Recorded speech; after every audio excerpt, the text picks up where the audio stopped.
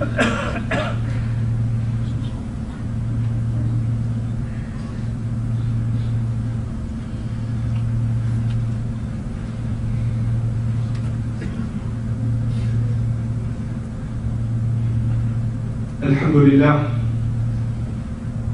لله الذي نحمده ونستعينه ونستغفره ونؤمن به ونتوكل عليه ونعوذ بالله من شرور أنفسنا ومن سيئات أعمالنا من يهده الله فلا مضل له ومن يضلل فلا هادي له ونشهد أن لا إله إلا الله وحده لا شريك له ونشهد أن محمدا عبد الله ورسوله أرسله الله تعالى بالهدى ودين الحق ليظهره على الدين كله وكفى بالله شهيدا وصلى الله عليه وسلم تسليما كثيرا كثيرا ثم أما بعد فإن أصدق الحديث كتاب الله وخير الهدي هدي محمد صلى الله عليه وسلم وإن شر الأمور محدثاتها وإن كل محدثة بدعة وكل بدعة ضلالة وكل ضلالة في النار.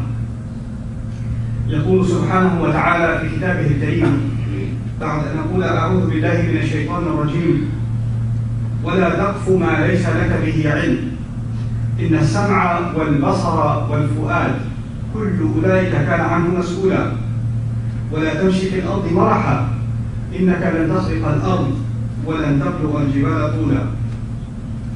رب اشرح لي صدري ويسر لي أمري واحلل عقدة من لساني يفقهوا قولي اللهم ثبتنا عند الموت بلا إله إلا الله اللهم اجعلنا من الذين آمنوا وعملوا الصالحات وتواصوا بالحق وتواصوا بالصبر آمين يا رب العالمين. In Surah Al-Isra, about the 23rd ayah onwards, 17th surah of the Quran, there are a set of ayat about which Ibn Abbas radiallahu ta'ala says these are the ayat that are the equivalent of what Bani Israel was given, the famous term we use is the Ten Commandments, the essential principles and guidance for that community. The Quran's rendition of that, the Quran's version of that also occurs in Surah Al-Isra, also called Surah Bani Israel. And in these 18 or 20 ayat or so, Allah Azza wa Jalla gives fundamental guidance for a community, starting with family life, parents, and then moving on to finances, and then criminal law, and just essentials of what a community needs to be abiding by in order to be a healthy community. Towards the tail end of that passage are these two ayat that I'd like to share with you. In this instruction that was originally also given to Bani Israel, and now it's so valid that it's being continued and given to us as well. Allah Azza wa Jalla says, وَلَا تَقْفُ مَا لَيْسَ لَكَ بِهِ عِلْمٍ. Don't pursue. The word qafa in Arabic, an interesting word, one of the meanings of a qafa is the back. When you follow somebody closely, like you're right behind their back. From it, different words are formulated from it in the Arabic language, and another word is used in the Quran when Allah sent prophets one after another. قَفَّيْنَا مِن بَعْدِهِمْ. We sent them one after another continuously. Qafa also means to follow exactly the footsteps of somebody else. So the ayah, a close word in Arabic to that is al-ittiba'. وَلَا تَتَّبِعْ وَلَا تَتْبَعْ. Don't follow. But this means don't follow very closely and precisely. It's talking about a very particular kind of human behavior. When we have something in our tradition, in our culture, in our family, maybe something in our country, in our society, that everybody follows. And everybody follows it exactly.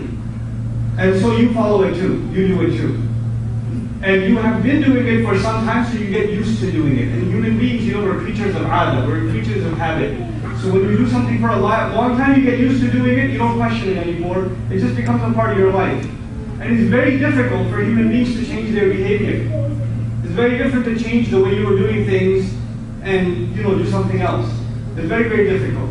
Especially like, for example, even psychologically, something like learning a new language later on in life can be very difficult, as opposed to picking up that habit earlier. That's why children, we're supposed to instill good habits into our children at an early age, because as they get older, making new habits that will stick for life is very difficult.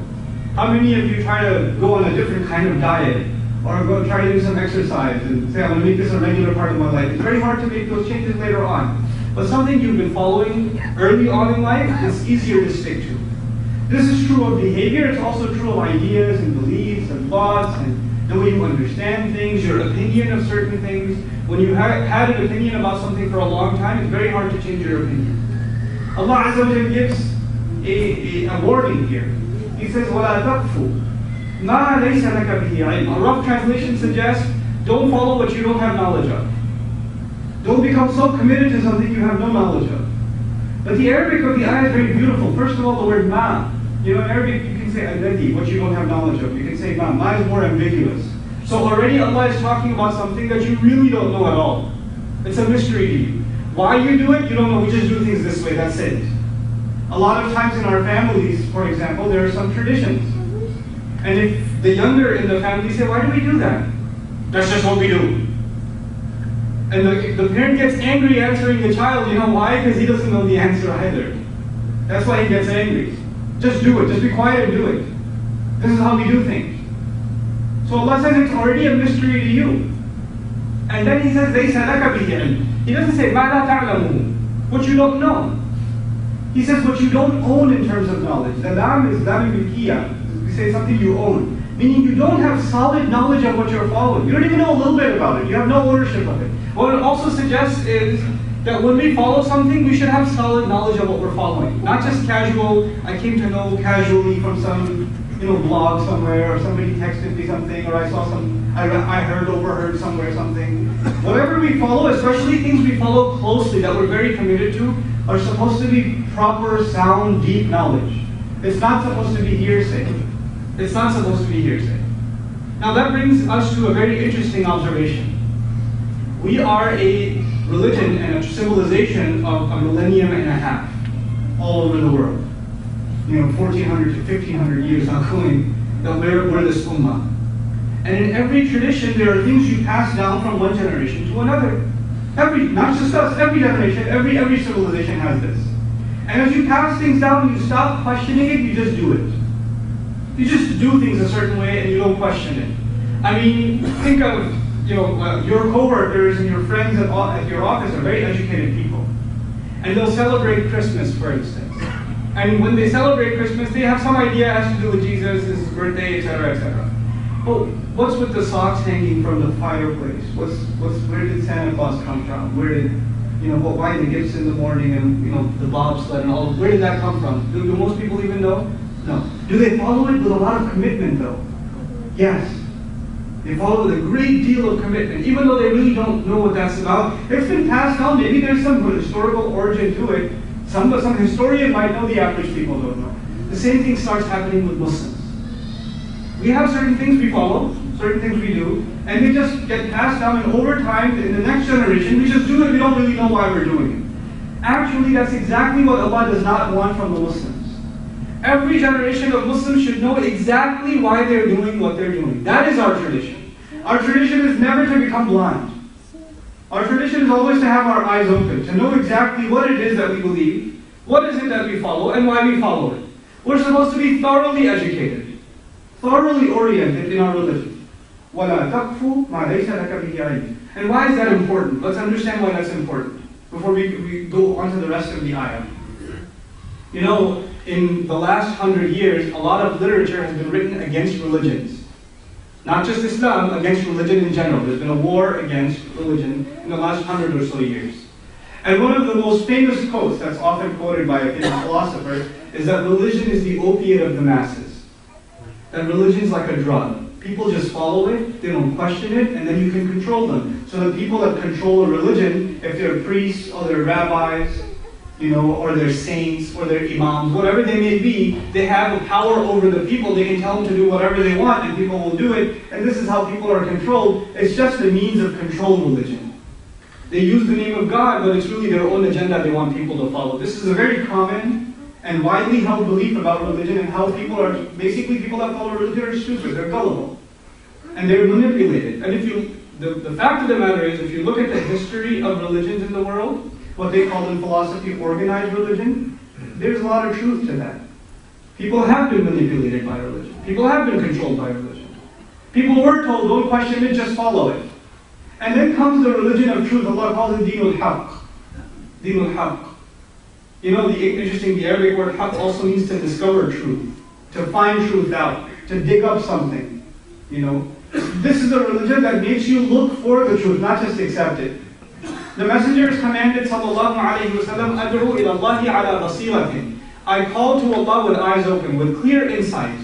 I'm not calling you to something that you should close your mind and then come to it. No. Allah Azza wa Jalla makes a complaint in the Quran to the Quraysh, أَفَلَا تَعْقِلُونَ. Why don't you understand? Why don't you use your brain? I want you to think about this. كَيْفَ تَحْكُمُونَ. How do you make your decisions? Allah is asking people to think, not don't think. To think.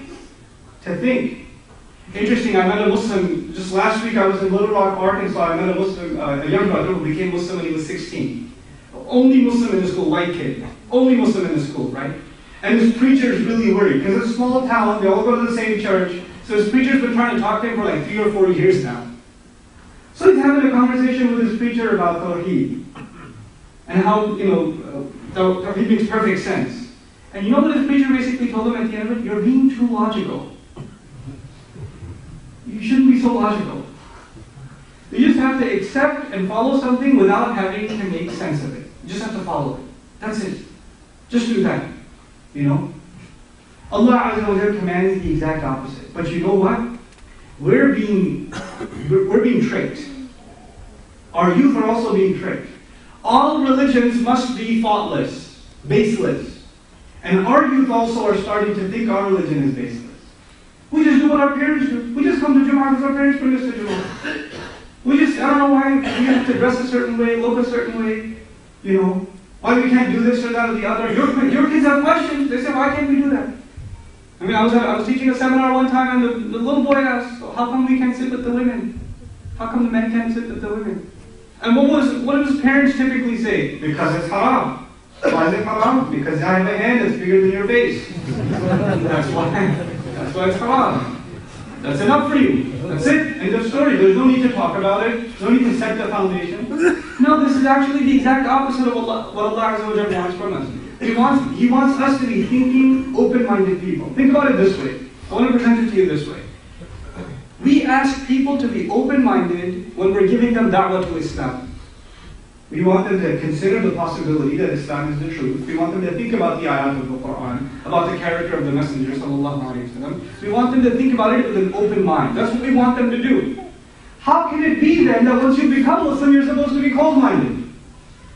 The entire foundation of da'wah is for people to be open-minded and pursue knowledge and pursue understanding. And yet you find when people come to Islam, or people that claim to be Muslim, most of our community, when it comes to pursuing knowledge, no. We just follow this.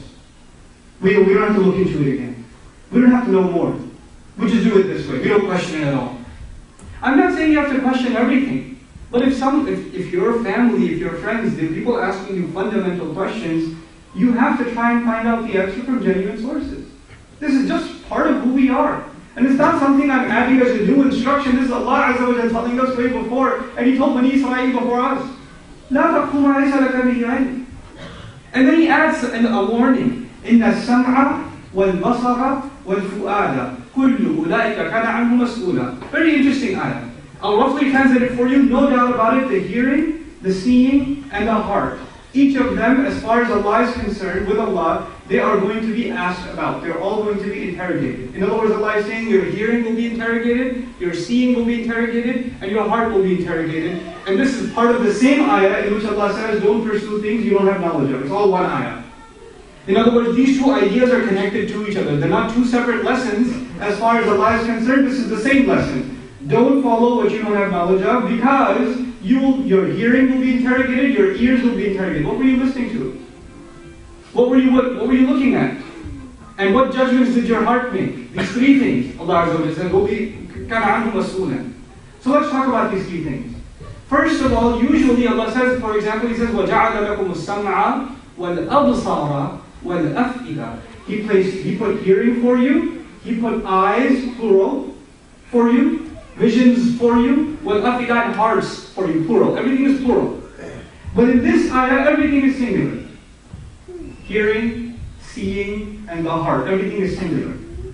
And the benefit of that is every single person is responsible for his or her own self. I cannot say, I don't have to know this myself, I'm just following what somebody else gave me. No, you can't rely that on somebody else, you have to know for yourself. Why is it that you're committed to something? Why is it that you're following something? You should know for yourself. You should seek that knowledge yourself. So Allah Azza wa Jalla says your own hearing, your own seeing, your own fu'ad. Let's talk a little bit about hearing and seeing.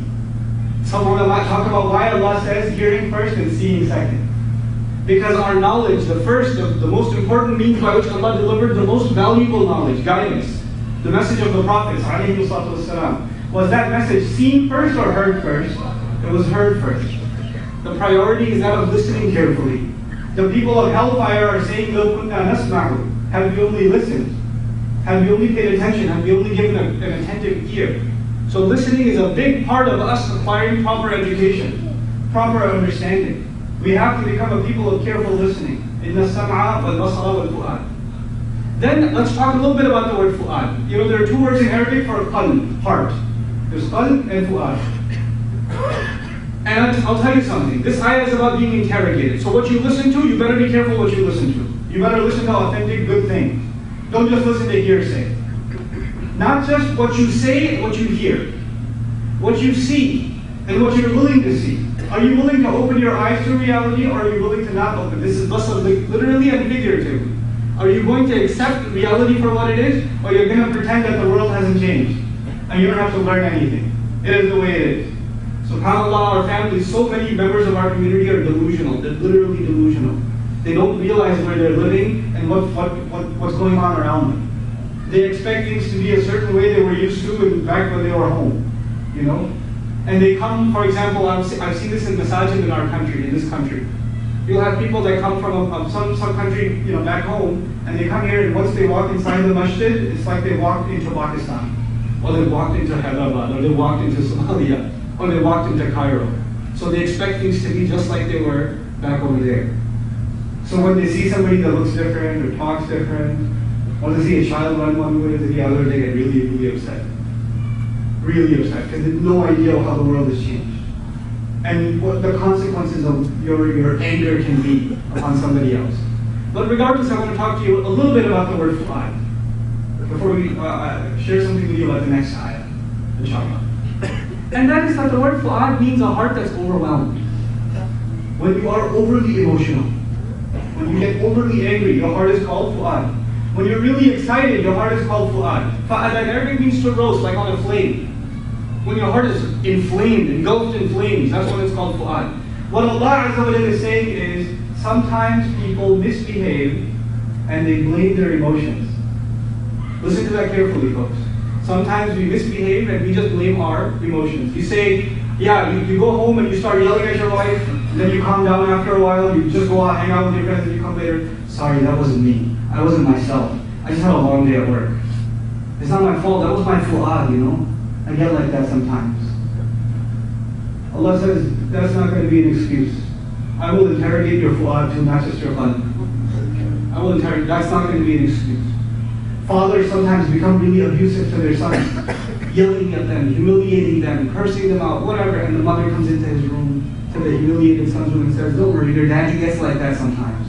That's not really him, that's just his fu'ad talking. That's just, he just gets like that. But you know, he's really good at heart. Deep down inside, he loves you. Right? That father is not going to be able to go on Judgment Day in front of Allah and say, yeah, Allah, you know, I get like that sometimes. You understand, right? No. And fu'ad mas'ul. Even your overwhelmed heart is going to be asked about. Then it's not just a matter of anger. It's a matter of you were depressed, you were sad, you were overwhelmed, you were afraid, you were excited, you were tempted, and you did something wrong. That's when we do things wrong, when we're overwhelmed by some kind of emotion, you know? And then you say, well, you know, it was a moment of weakness, what can I do? No, that's not how it's going to fly in Allah's court. By the way, it does fly in modern courts. I'm seeing, when I was a student of psychology, they will show us court cases of police officers that are on these car chases, and this guy's got like a Ferrari or something, so they can't catch him until he runs out of gas. But when they do catch him, they drag him out of the car and give him a good old beating. And it's all caught on tape from the helicopter, right? So now they're being sued for police brutality. So the defense attorney comes and says, you know, there are certain chemicals that are released into the brain when, in high pressure situations that make a person more aggressive. So it's the cop didn't beat him up, it's those chemicals that beat him up. You know, it's just a neurological function. It's not his fault entirely. The same thing they say about mob mentality. You know, people just regular everyday accountant, but a mob broke out and there's riots in the street, so he takes a baseball bat, breaks through the Best Buy and grabs a TV. By day, an accountant by night, he's just, you know, oh, this mob mentality. He couldn't help himself. This is a psychological phenomenon that drives people crazy. Allah says, first of all, you will all be interrogated for your individual actions. You will not be able to blame anybody else. Another very powerful benefit that comes out of this ayah is that we become very adamant about things in our religion, especially the things we don't know anything about. Don't do that, that's haram. Yeah. You know that's haram? Yeah, of course it's haram. Where did you learn that it's haram? I don't have to learn anything, I already know it's haram. Don't do it. Really? You don't even have knowledge of that yourself, and you're ready to point at somebody else? What if you're wrong? What if you're wrong? You're speaking on behalf of Allah when you became Allah's ambassador to deliver to people what's halal and what's haram. Watch your mouth. Don't open your mouth about things you don't have absolute authoritative knowledge of. Don't assume that kind of knowledge. And when you do assume that kind of knowledge, then that is a form of arrogance. That's what that is. You don't need to learn anymore. I already know everything. Brother, we already know. Really, you already know. There are ulama that study 20 years and then after that they say, I don't know. And you haven't learned anything. You don't even know the alphabet properly. And you say, I already know, brother. I already know. I got to figure it out. I'm a smart guy. This is by definition what arrogance is. I bring up arrogance because that's what the very next ayah talks about. وَلَا تَمْشِ فِي الْأَرْضِ مَرَحًا. Don't walk on the earth with pride. Don't walk on the earth with marah. Marah means you've accomplished something huge. You feel like you're on top of everything. You've got everything figured out, and people that you talk to are beneath you. This is marah. Don't walk around like that. Don't walk around judging people, condescending people. That's the next instruction. In other words, if you don't fulfill the first one, this is what you'll end up doing. And if you fulfill the first one, in other words, you won't pursue things, don't become committed to ideas that you don't really have sound knowledge of yourself. And on top of that, you don't even pursue learning about it and reading about it, or changing your opinion about it because your flaws is too committed to ignorance.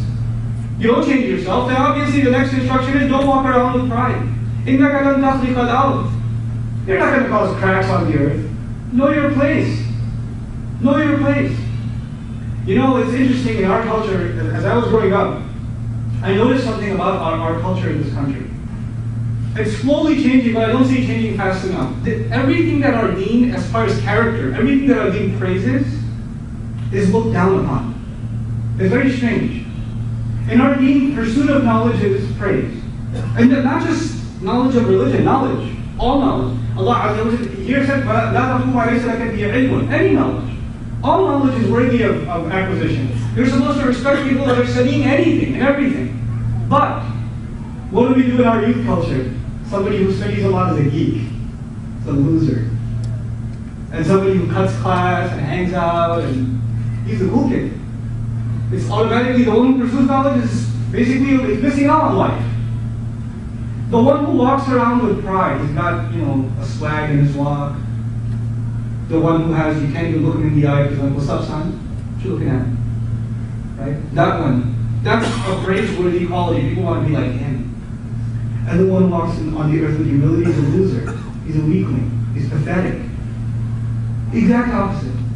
And we instill these values from the very beginning into our kids. We allow those values to be instilled. We don't say anything about them.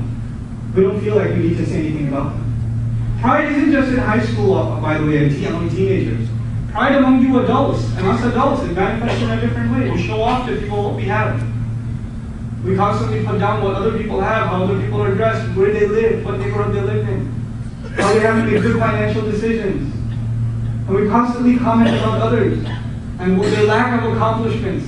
And we don't fail to mention our own accomplishments. This is all part of وَلَا تَمْشِ فِي الْأَرْضِ مَرَحًا. Who do you think you are? إِنَّكَ لَن تَخْلِقَ الْأَرْضِ. It is as though Allah is talking to us like we're bugs, we're insects. They're not going to cause cracks on the earth. وَلَن تَبْلُغَ الْجِبَالَ طُولًا. You're not going to cross, go past the height of the mountains. Know your place. Understand your role. These two ayat, these are concluding ayat towards the end of the instructions given to Bani Israel. And essentially the point of them was, you should learn more and become humble. That's the take-home lesson from these two ayat. You should be a person that's continually learning, and not become a committed follower to anything you don't actually positively know, and 2, remain humble. And the 2 go hand in hand, so I'll share with you a wisdom that comes from a famous scholar, Rahimahullah. He was giving advice to students of knowledge, students that were studying under him. And he was talking about the benefits of seeking knowledge. And interestingly, you hear lots of benefits of seeking knowledge, but this one's very unique. I found this statement very, very unique. All he told them was, when a tree bears fruit, its branches come down from the weight of the fruit. What he's telling his students is, when you learn knowledge, it's like you're like a tree. You have no fruits. But when you start learning and understanding, the fruits are coming out. And when the fruit comes out, what happens to the tree's branches? Go down. It becomes more humble. It becomes humble. A necessary result of true knowledge is humility. And if your knowledge is making you more arrogant, then maybe you've increased in ignorance, not knowledge. That's not really knowledge as far as Allah is concerned. Knowledge is supposed to make you be more humble. It's supposed to make you realize, if you acquire serious knowledge, you'll realize it's a drop in the ocean. So you'll realize how little you have. Someone who doesn't even know the ocean, hasn't even tasted the drops, says, I got it all figured out. They don't even know there's an ocean ahead of them, right? SubhanAllah. This is the advice Allah Azza wa Jalla in sum gives us. That we are, the thing Allah is not ever going to accept is kibr, is arrogance. It's the antithesis of our iman. And if that arrogance comes out in our conversations with each other, if it comes out in how assumingly we're very confident in our opinions about especially things that have to do with their religion, and we just say them with no fear of consequence, without properly knowing or even consulting the people that are qualified to know about those things, and we talk about these things so casually, then that is by definition what arrogance is. That is what Allah Azza wa Jalla looks down upon. And Allah Azza wa Jalla make us a people of humility, make us a people of that truly love seeking knowledge, and don't speak what they don't really know about. That learn to follow and commit themselves to what they truly know. May Allah Azza wa Jalla increase the sincere knowledge of this ummah, and by means of that genuine knowledge, may Allah Azza wa Jalla continue to increase us in our sincerity and in our humility. Barakallahu li wa lakum fil Qur'an al-Hakim, wa nafa'ni wa iyyakum bil ayat wa dhikr.